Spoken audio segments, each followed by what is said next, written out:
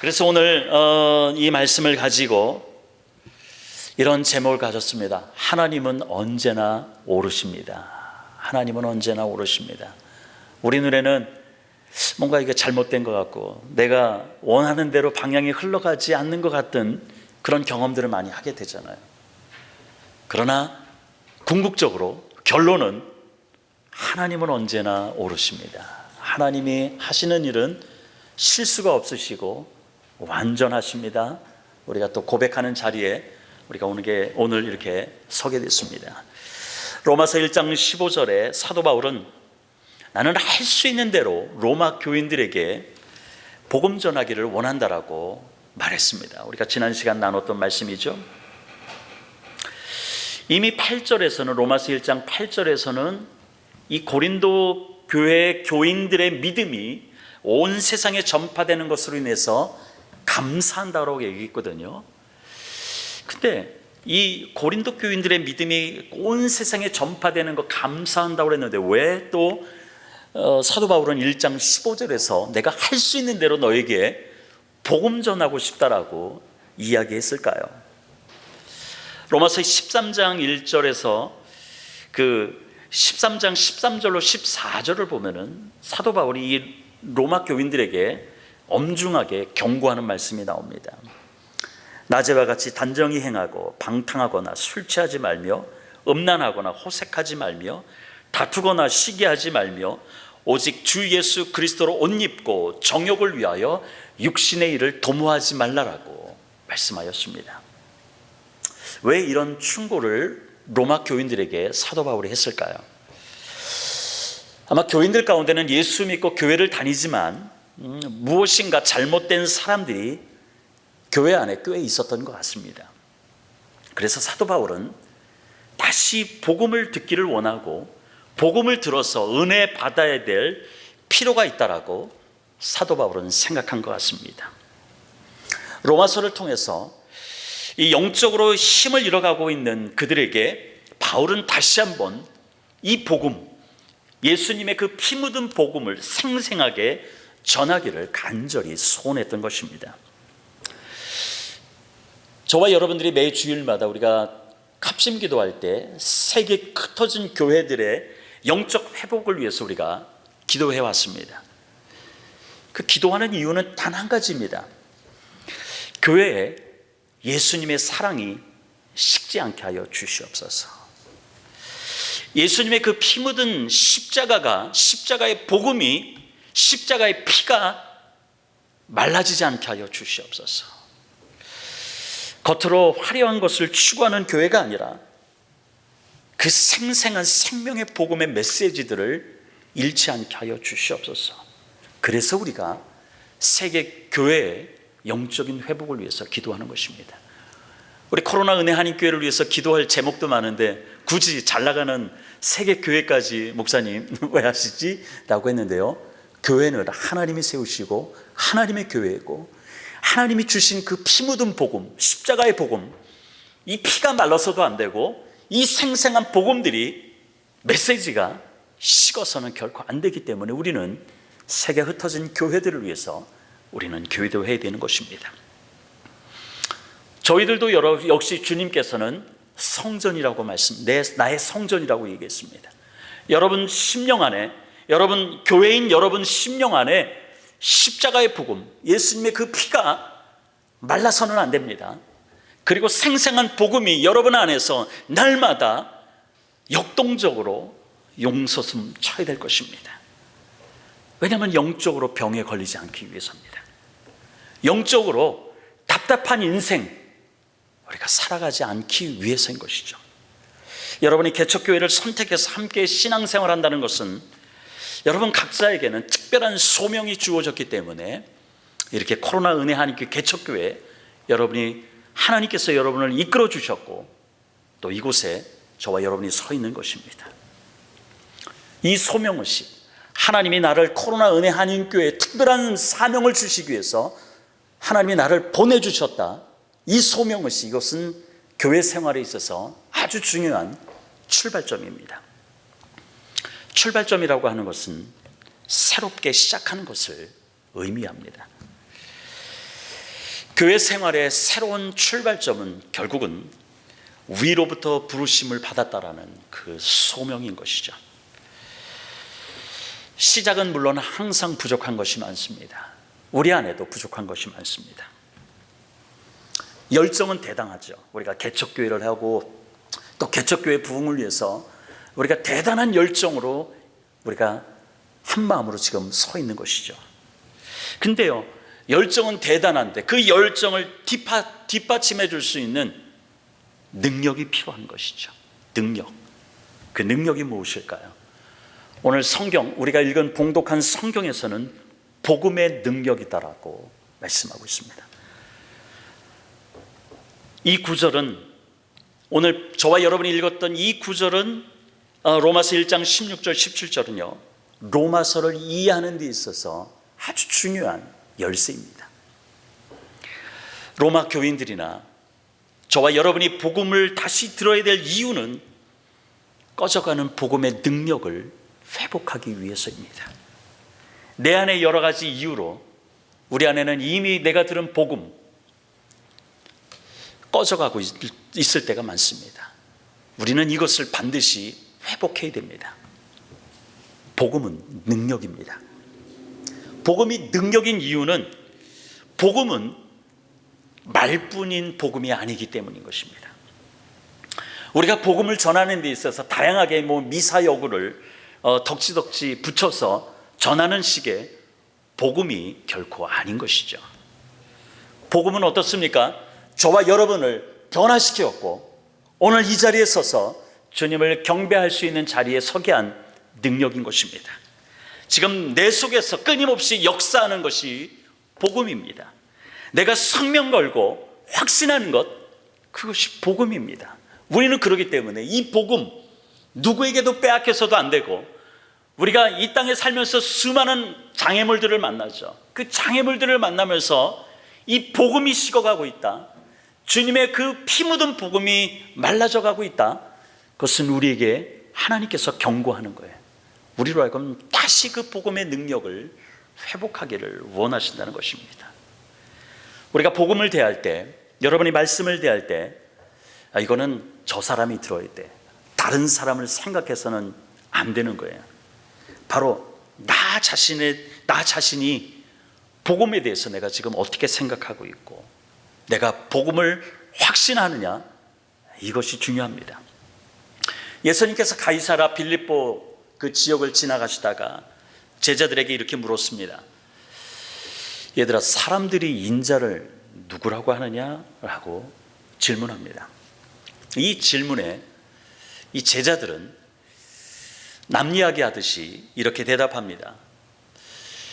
글쎄요, 어떤 사람은 세례 요한이라고 하고요, 또 어떤 사람은 엘리야라고 합니다. 또 어떤 사람은 예레미야나 예언자 중에 한 사람이라고 얘기합니다.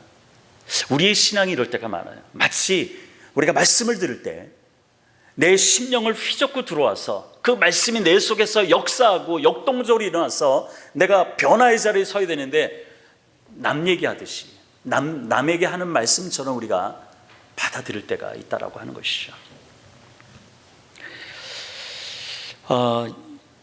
이러한 제자들의 답변에 예수님은 단도직입적으로 질문합니다.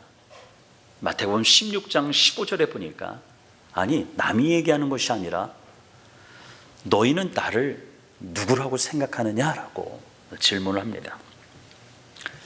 복음에 대해서는, 예수님에 대해서는 다른 사람의 얘기가 필요하지 않다라고 하는 것이죠.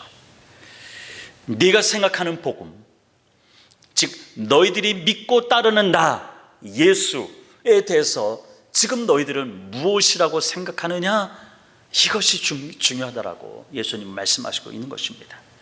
예수님은 저와 여러분 한 사람 한 사람의 고백을 듣기를 원하십니다.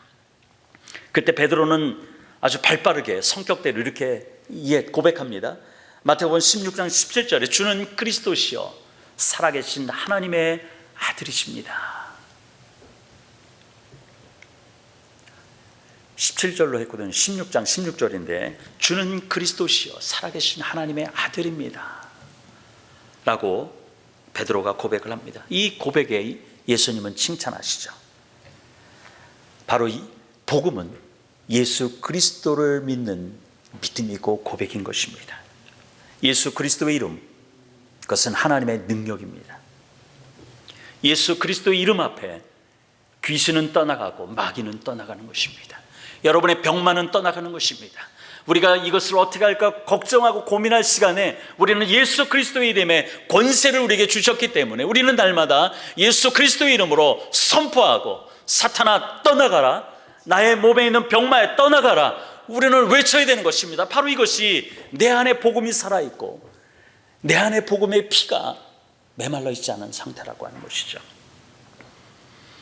이 예수 그리스도의 이름의 능력을 경험할 수 있는 키는 단 한 가지입니다. 그것도 우리의 믿음이라고 말씀하고 있습니다.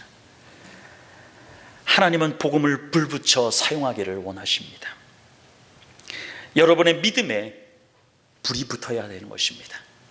불이 붙어야 여러분의 주변 사람들을 변화시킬 수 있는 것입니다. 예수 믿는 것이 방해가 되고 예수님한테 가까이 오는 것을 내가 막고 서 있다라면 그것은 예수님이 책망했던 바리새인이나 서기관과 같은 존재가 되는 것입니다. 저와 여러분의 안에 우리에게 심어주신, 선물로 주신 이 믿음에 불이 붙어야 되는 것입니다. 불이 붙어야 나도 변화할 수 있고 내 옆에 있는 사람도 변화시킬 수 있고 구원에 이르는 통로가 될 수 있다고 하는 것을 여러분 기억하시길 바랍니다. 예레미야 23장 29절에 이렇게 얘기합니다. 여호와의 말씀이니라 내 말이 불같지 아니하냐, 바위를 쳐서 부서뜨리는 방망이 같지 아니하냐라고 말씀합니다. 하나님의 말씀을 불같이 사용하고 반석을 쳐서 부서뜨리는 방망이 같이 저와 여러분이 여러분의 일생 가운데 사용하고 있다면 변화시키지 못할 심령은 우리 주변에 아무도 없다라고 하는 것이죠. 다만 우리가 믿음이 약해서 내 처지를 바라보고 내 상황을 바라보니까 우리는 스스로 무너지기 때문에 그 복음의 능력을 우리가 나타내 보이지 못할 뿐이라고 하는 것이죠. 여러분이 기도할 때 하나님의 말씀이 내 안에 불같이 일어나게 하여 주시옵소서. 하나님, 반석을 쳐서 부수는, 사탄의 일을 부수는 방망이, 성령의 방망이로 하나님 나를 사용하여 주시옵소서. 나의 교회를 사용하여 주시옵소서. 우리가 체험 없는 신앙을 하다 보면은 항상 우리는 이 신앙이라는 게 신앙의 연수와 상관없이 타성에 젖을 때가 있습니다. 인간적인 생각으로 꽉 차 있을 때가 너무나도 많지요. 여러분 기억하셨으면 좋겠습니다. 성도는 숯덩어리가 되어서는 결코 안 됩니다. 불덩어리가 되어야 되는 것이죠. 다 타다 남은 숯덩어리가 되면은 아무짝에 쓸모가 없습니다. 그렇기 때문에 여러분의 신앙을 위해서, 내 안에 불같은 성령이 역사하기를 위해서 여러분은 기도해야 될 것입니다. 한 9년 전에 은혜 하나님교회 단기선교 팀과 함께 러시아를 방문했습니다. 그 러시아에 단기선교 가서 그 큰 어떤 세미나였는데요. 그 세미나는 러시아가 개방되고 김광신 목사님을 통해서 러시아 땅을 밟기 시작해서 세워졌던 신학교가 있고, 그 신학교 90년대 초반에 1기부터 22기까지 졸업생들이 다 모여서 함께 은혜를 나누고 하나님의 말씀을 듣는 그런 컨퍼런스였습니다. 그분들 자체만 보더라도 참 은혜가 되더라고요. 그 척박한 러시아 땅에 이제 개방의 문이 열리고 신앙의 자유를 얻는 그 순간에 그분들이 복음을 깨닫고 제자가 되고자 그들이 신학교에 들어갔고, 또 곳곳에 흩어져서 많은 고난 가운데 목회를 하는 1기 졸업생부터 22기 졸업생까지 다 모여서 하는 그 시간에 참 은혜가 되더라고요. 그냥 앉아서 그 사람들 얼굴만, 뒷모습만 보도 은혜가 됩니다. 왜냐하면 그들 안에는 불덩어리였기 때문인 것이죠. 누구도 감히 건드릴 수 없는 복음에 대한 열정, 그 불덩어리가 있기 때문에 얼굴만 봐도 은혜가 되고 참 귀하고, 그래서 그분들이 식사하러 올 때는 우리 팀 멤버들이 어떻게든 그 테이블 세팅이나 하는 것조차도 그냥 대충 수저 놓는 것이 아니라 항상 그 각이 있거든요. 수저 젓갈 놓는 것도 각이 있고, 그 다음에 냅킨 놓는 거, 음식 이런 모든 거 놓는 거 정성을 들여서 우리가 섬겼던 것을 기억하게 되었습니다. 여러분, 말씀을 통해서 십자가를 통과하는 은혜를 경험했던 이 바울은 십자가 외에는 알지 않기로 작정하였습니다. 고린도전서 2장 2절에 보니까 내가 너희 중에서 예수 그리스도와 그가 십자가에 못 박히신 것 외에는 아무것도 알지 아니하기로 작정하였습니다 라고 말씀합니다. 갈라디아서 6장 14절에도 그러나 내게는 우리 주 예수 그리스도의 십자가 외에 결코 자랑할 것이 없으니 그리스도로 말미암아 세상이 나를 대하여 십자가에 못 박히고 내가 또한 세상을 대하여 그러하니라 라고 고백하는 것이죠. 말씀을 처음 그가 들었을 때, 주님을 만났을 때 그는 십자가를 통과했습니다. 십자가를 통과하니까 십자가가 정말로 귀하거든요. 이 십자가 외에는 알지 않는 것이 당연하다고 생각해서 그는 그렇게 결정하고 일평생 그렇게 살았던 것을 우리는 기억합니다. 십자가를 통과하지 않고서는, 저와 여러분의 인생 가운데 십자가를 통과하지 않고서는 그 어떤 지식도 어떤 인생도 무의미하다라고 하는 것을 기억하셨으면 좋겠습니다. 십자가 사건은 저와 여러분의 인생을 새로운 축을 만드는 거대한 사건이었습니다. 사도 바울이 예수님을 알기 전에는 믿음으로 믿음에 이르게 하는 그 능력을 경험하지 못했습니다. 하나님의 의에 이르는 것이 무엇인조차 그는 알지도 못했습니다. 그러나 사도 바울 내면에 복음이 들어가고요, 그가 깨달아질 때 그 안에 능력이 임했습니다. 세상에 피 묻은 십자가와 부활의 복음을 전하는 것, 이것의 증인이 되겠다라고 그는 일평생 헌신하였습니다. 여러분, 성경의 그 믿음의 조상하면은 떠오르는 인물이 누굴까죠? 명진아, 누구지? 믿음의 조상 하면은 누굴까? 아브라함이죠. 아브라함 하면은 우리가 믿음의 조상이라고 이야기하죠. 근데 여러분, 그 아브라함의 일생을 한번 성경을 통해서 한번 가만히 한번 묵상해 보십시오. 과연 이 아브라함이 믿음의 조상이라고 그러는데, 여러분, 이 아브라함을 생각해 보면은 믿음의 샘플로서의 자격이 전혀 없다는 것을 여러분 발견하게 될 것입니다. 그런데 왜 믿음의 조상이라고 사람들은 이야기할까요? 성경은 믿음의 조상으로 이 아브라함을 이야기할까요? 아브라함의 믿음이 태산 같아서 믿음의 조상이 된 것이 아닙니다. 결국은 아브라함이 믿음의 조상이 된 것은 이 아브라함이 우리로 하여금 믿음이 무엇인가에 대해서 잘 설명해 낼 수 있는 인물이기 때문에 성경은 우리에게 믿음의 조상으로 그를 이야기하고 있다라고 하는 것이죠. 창세기 12장에서 아브라함은 하나님의 부르심을 따라 그 지시하는 땅 가나안 땅에 들어갔습니다. 그런데요, 성경을 보면은 그 창세기 12장에 보면 가나안 땅에 와서 보니까 기근이 심했거든요. 참, 이 하나님의 지시하는 땅으로 가서 아브라함은 계속해서 많은 실수를 범하는 것을 보게 되죠. 가나안 땅에 도착하니까 멀지 않아서 바로 기근이 들었어요. 그러니까 하나님이 지시하는 땅은 가나안 땅이었거든요. 근데 기근이 심하니까 그 땅을 벗어났습니다. 애굽으로 들어갔다라고 성경은 기록하고 있습니다. 근데 이 성경을 보면 애굽에 들어가서 얼마나 많은 실수를 범하나요? 그러니까 한번 하나님의 말씀에 어긋나기 시작하면, 저와 여러분의 인생 가운데 하나님의 말씀에 우리가 순종하지 못하고 어긋나기 시작하면 계속 문제가 발생된다는 것을 여러분이 발견했을 것입니다. 아브라함 역시 실수를 계속 범하는 것을 보게 되죠.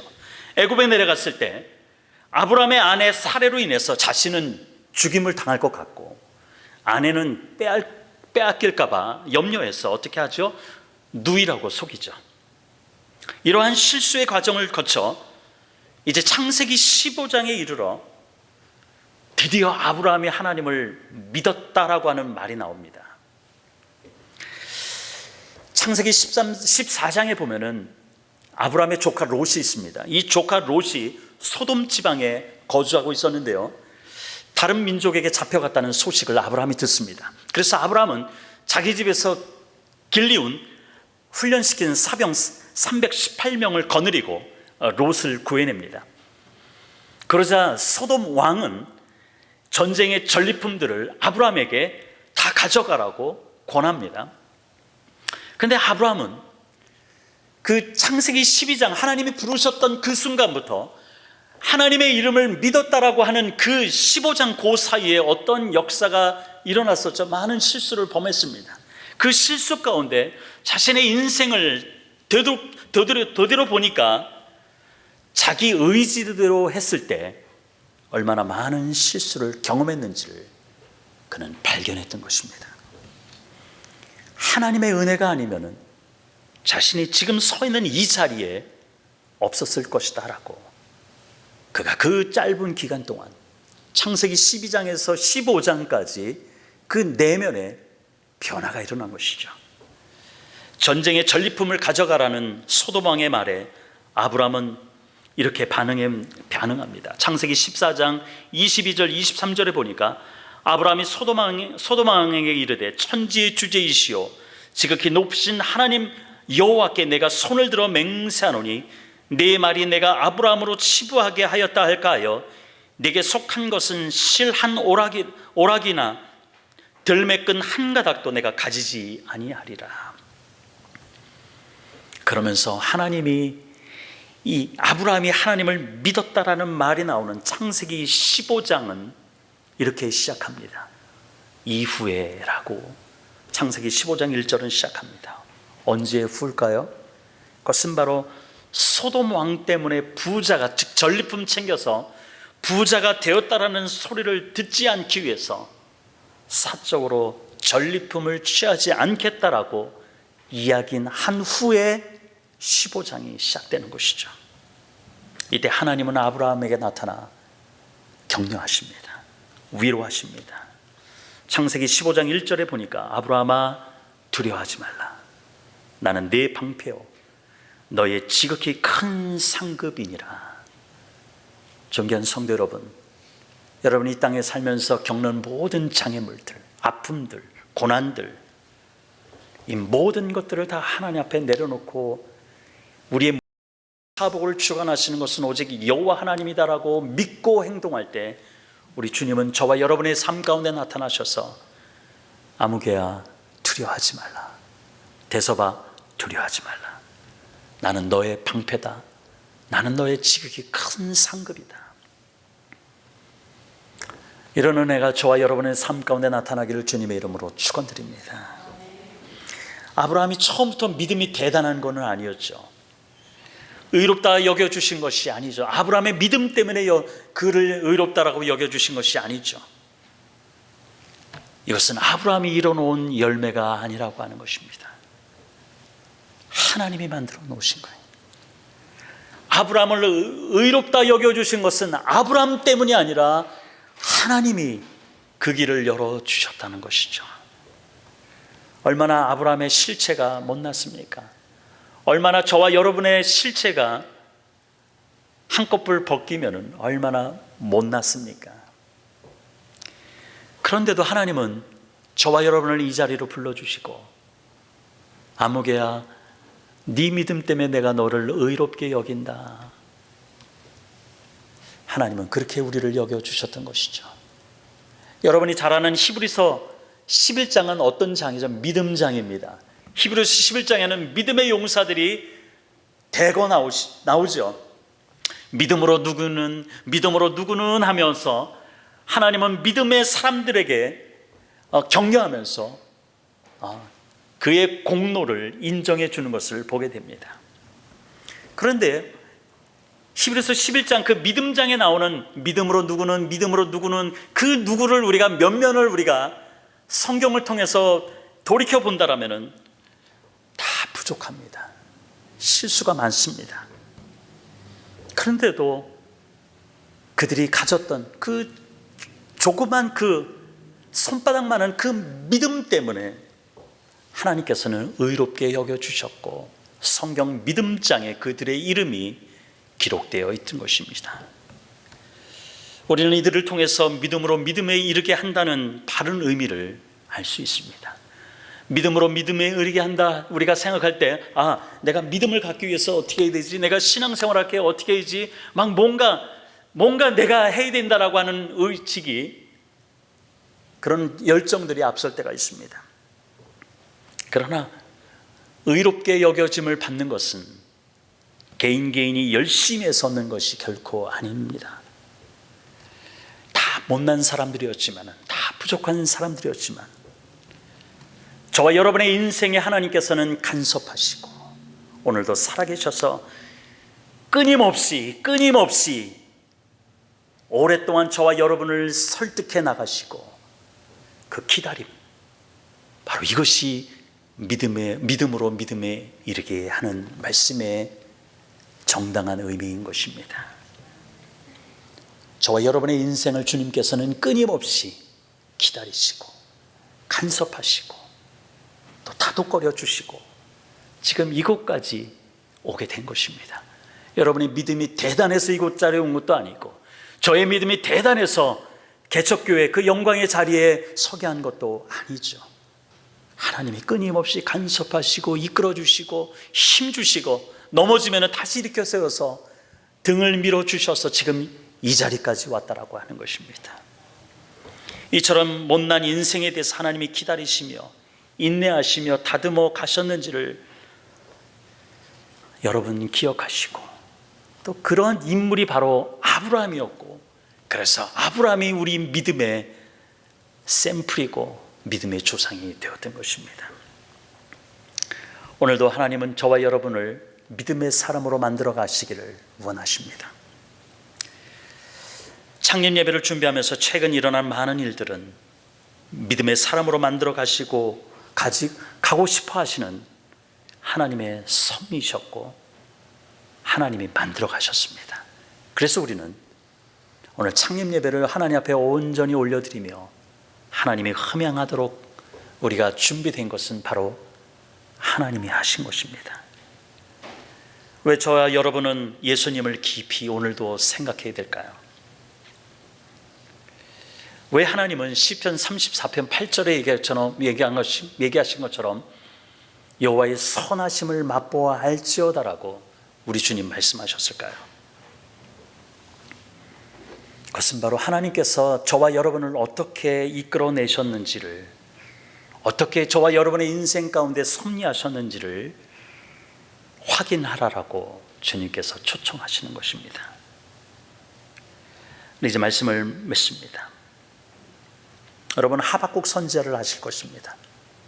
하박국 선지자가 선지자로 사역하던 때는 북이스라엘에서 사역했거든요.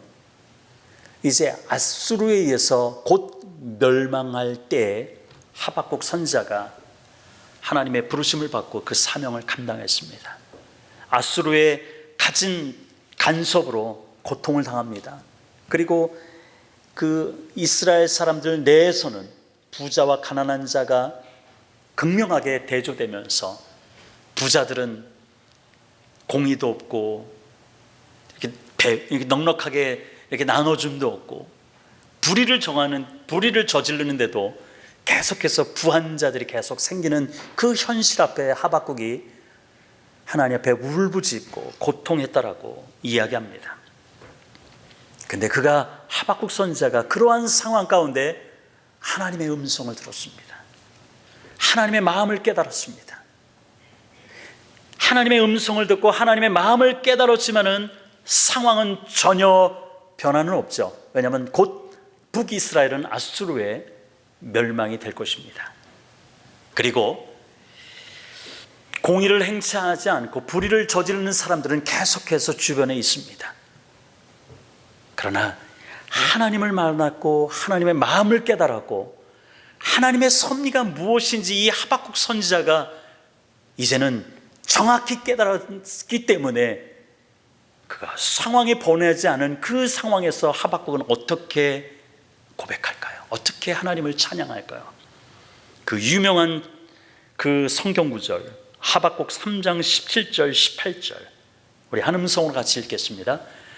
비록 무화과 나무가 무성하지 못하며 포도나무에 열매가 없으며 감람나무에 소출이 없으며 밭에 먹을 것이 없으며 우리의 양이 없으며 외양간에 소가 없을지라도 나는 여호와로 말미암아 즐거워하며 나의 구원의 하나님으로 말미암아 기뻐하리로다.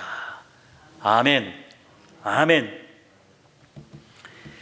하나님의 역사가 어떤 것인지 그가 경험했고 인간의 모든 삶들은 하나님이 주관하시는 능력의 손에 달려있다는 것을 그가 확실히 경험하니까 상황은 전혀 변화되지 않았지만은 내 주변에 아무것도 없고 열매도 없고 아무것도 없다 할지라도 나는 여호와 한 분, 그분만으로 기뻐하겠습니다.